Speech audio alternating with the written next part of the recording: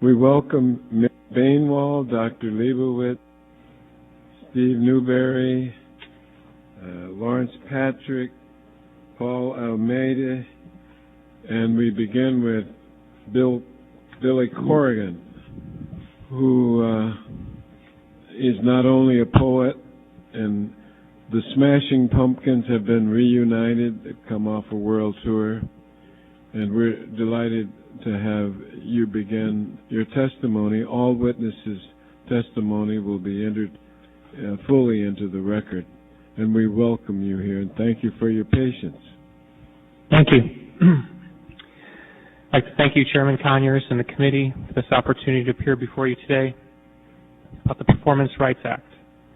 I'm here as a representative of the musicFIRST Coalition to give voice to fellow artists and musicians who have joined together to assert their right to be compensated for the airing of their musical performances on terrestrial radio. Because of my experiences in the music business for over 20 years, I have a particular sensitivity when it comes to artists' rights and who controls the distribution and therefore the worth of those rights. Like many of my peers, I come from a working-class background, beginning my musical journey playing in dingy bars and college lunchrooms. Being a performer requires countless hours of dedication to your craft. It is not an easy business to undertake, and for every success story, there are many who have not had the opportunities that I've had. I was able to find an audience in no small measure because of the long support of my music by terrestrial radio. I'm a big fan of radio, and I'm very interested in its continued health and well-being.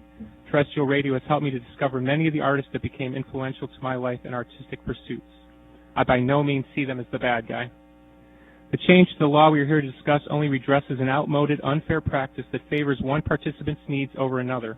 This legislation is simply a form of restoration to artists long overdue. The rights of any artist are often rife with vague distinctions and contradictions, as the worth of a creative endeavor cannot be calculated by any science.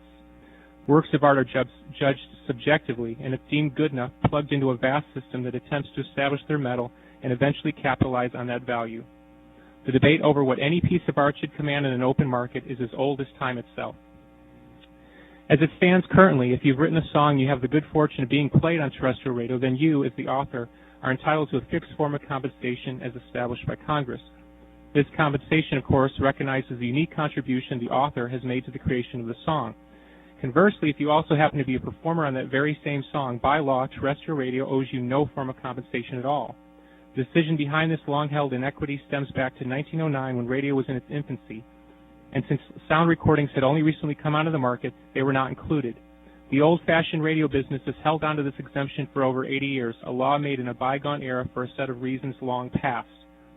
This landmark exemption, however, stripped performers of their right to a free market evaluation of the value of their recorded works. From my perspective, this issue is one of fundamental fairness. If the performance of a song has value to a particular terrestrial radio station in its airing, I believe it's only right to compensate those performers who created the work. Simply put, if a station plays a song, both the author and the performer should be paid. These particular performances must have value to the stations, or they wouldn't be playing them. Not every performer on a hit song is a big name, and they might not see the same windfall that a star might.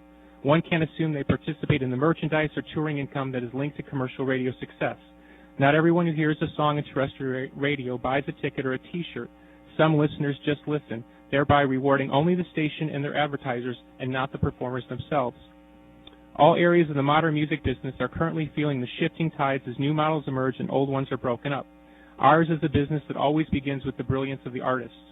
Contrary to long-held myths, it does take money to create new music. As the traditional revenue streams have dried up, most notably in the overall decline of record sales, it has placed stress on who continues to benefit from the old models. The future demands new partnerships and a rethinking of long-held practices about how artists should be compensated for their music.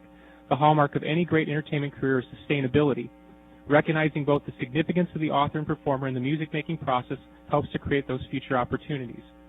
In closing, and with all due respect to those that oppose the passage of the Performance Rights Act, to classify this measure as a tax is an interesting choice of words. For who has been taxed more than the artists themselves? Artists have paid their dues, so to speak, to establish terrestrial radio as a great and dynamic medium. We must consider that, for many artists, the difference between receiving these resources, the difference between a life in music and a life out of music. Few could deny that when a classic performance is captured, forever frozen as a musical snapshot in time, generation after generation returns to these moments, each finding something a little different. Whether we are talking about Motown, Stax, Elvis, or Howling Wolf, when the public decides that a specific performance is worthy of their attention, then it seems only fitting that this little bit of magic is documented be recognized in the form of direct compensation for the artists and organizations that helped to create it. Thank you for your time.